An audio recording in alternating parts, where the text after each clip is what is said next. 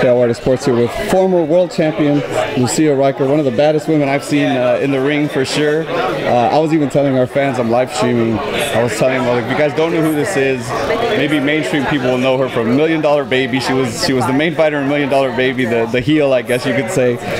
Tell me, what's it like kind of being on the other side now and being at the point where you're training, world champions?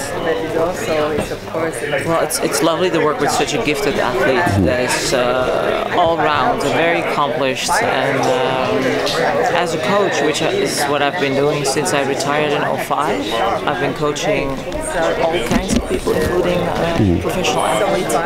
It's an honor and an opportunity for me to support Cecilia, because she's accomplished already. And to work with an accomplished athlete, you need experience and more like a supporting role instead of a teaching role, which I know how to do. So I think we really complement each other. And I'm thrilled.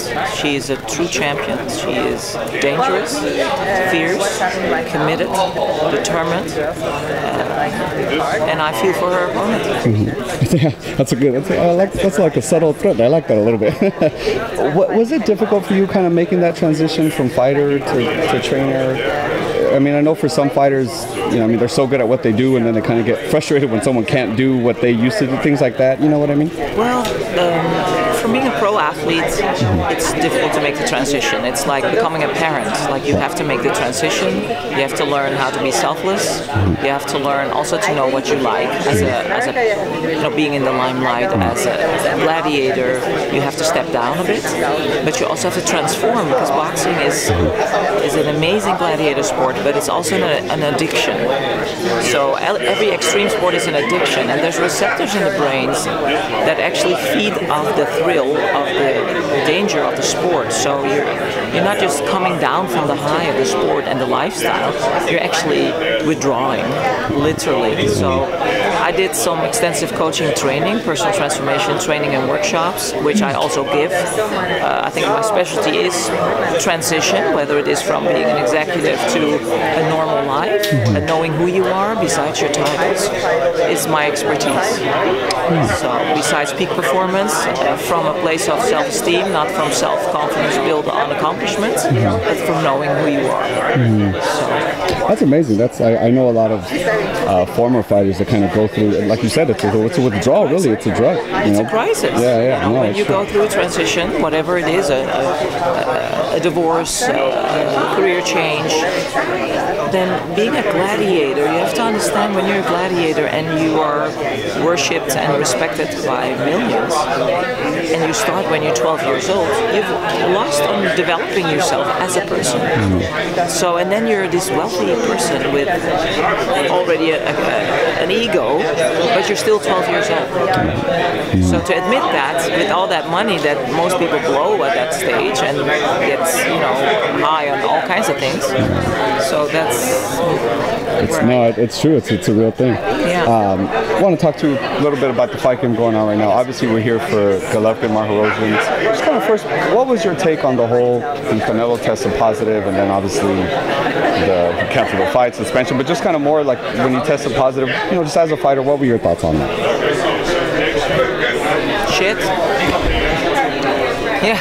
Pretty much, right? Shit for the whole card, shit for his opponent, shit for all the people that put all the work in, shit for his camp, for being so careless. It can happen to anyone, but somebody got careless somewhere, in whether it was a medication or whatever it was in his preparation. Shit. He'll recover, I'm sure, and I don't know what the rules are and when he can step back in. It's a form of cheating, and yet most athletes cheat but don't get caught. The cyclists do it, the gymnasts do it. So it's careless, so I'm sorry.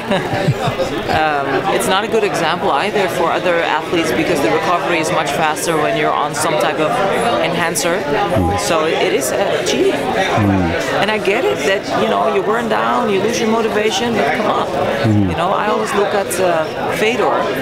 He's the MMA fighter. He's lethal. He never used anything, but he prayed to God. And God was his drug.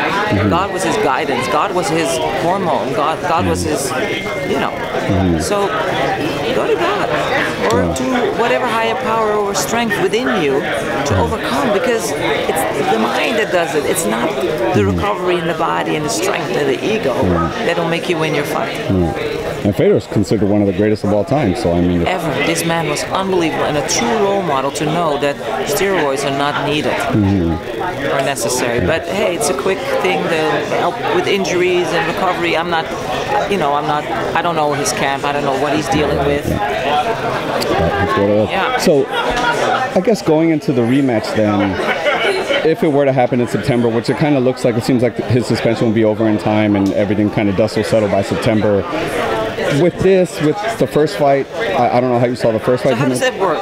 So you get tested positive, and then you get a rematch. Does your opponent is your opponent able to use steroids also in a period of time and then meet you, right. or what? Have they done tests that after a certain period of time it worn off, or is it just out of your blood? How does that work? I don't know. I need to put you in front of the commission because I don't know either. Yeah, I'm not sure either. Yeah, I'm with you too. I don't know. Yeah, it's like you're cheating. Can I cheat now too? And then we're even. You know, it's like in a marriage. That's how it works. Now we're even now. Okay, I don't know. So, what are your thoughts kind of going into the rematch? How do you see the rematch playing out with this situation? Obviously, you haven't seen the first fight. Does this change your opinion going into the rematch now when they actually meet again? You know, I don't know the details of it, and if it was an over-the-counter drug, or if it was really something. If it was really something, then maybe he has an advantage, a little bit. Yeah. But again, if I look at Fedor, it's mind over matter. If you're really strongly centered, no drug can make you win a fight. Let's be honest.